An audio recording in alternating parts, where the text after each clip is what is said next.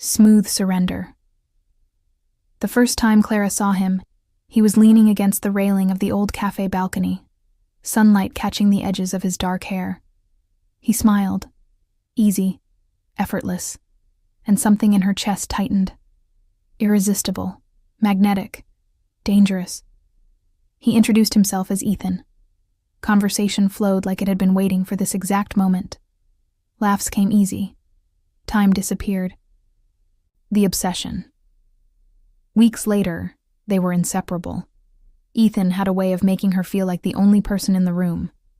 His hand brushed hers in passing, and she could feel the electricity spark across her skin. It wasn't long before they moved in together.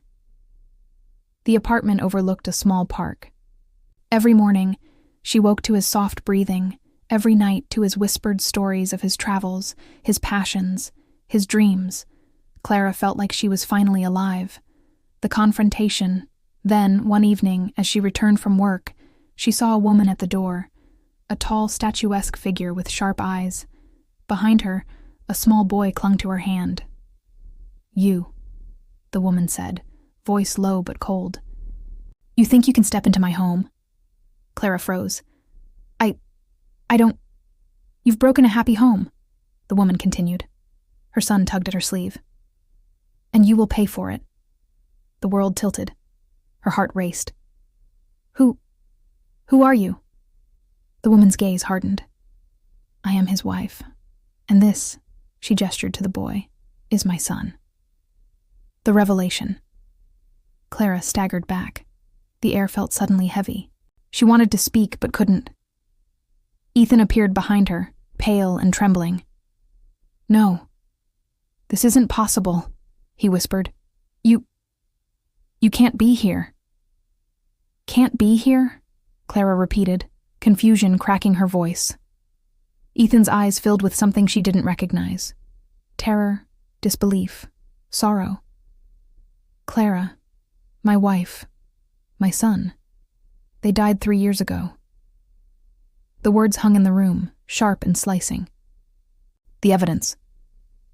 Clara glanced at the woman and child again. They weren't fading. They didn't shimmer. They were real, solid, breathing. Impossibly real. Ethan stepped toward them, hands shaking. I saw the crash. I buried them. I mourned them every day. I never imagined..." His voice faltered. The boy clutched the woman's skirt. "Daddy?" he asked softly. The room seemed to bend. Clara felt like she had stepped into a nightmare painted in daylight. The confrontation within. "Why are you here?" Ethan asked the woman. His voice cracked, pleading. "This can't be real." The woman's eyes were unyielding. "You promised me. All those nights you whispered their names, all the grief you hid. You promised you'd never move on. And yet..." She turned her gaze to Clara. "And yet, here you are." Clara shook. I loved him. I didn't know." "You never could have known," Ethan whispered, looking at her as though she were a ghost and a friend at once. "I didn't know." The boy tugged at Ethan's sleeve. "Daddy, come home." Ethan's knees buckled. He sank to the floor, burying his face in his hands. The surrender. Clara felt tears run down her face. She stepped back, suddenly understanding the weight of what had been living, waiting, haunting Ethan all this time. She began, but stopped. Words failed her. She turned, walked toward the door, leaving Ethan on the floor, staring at the figures he could not touch but could not deny. Outside, the city carried on. The streetlights flickered. The night wind whispered through the trees. Clara paused at the door. She looked back once. Ethan's face was pale, haunted, and broken in a way only grief could craft. She stepped out into the darkness and let the door close quietly behind her. Epilogue.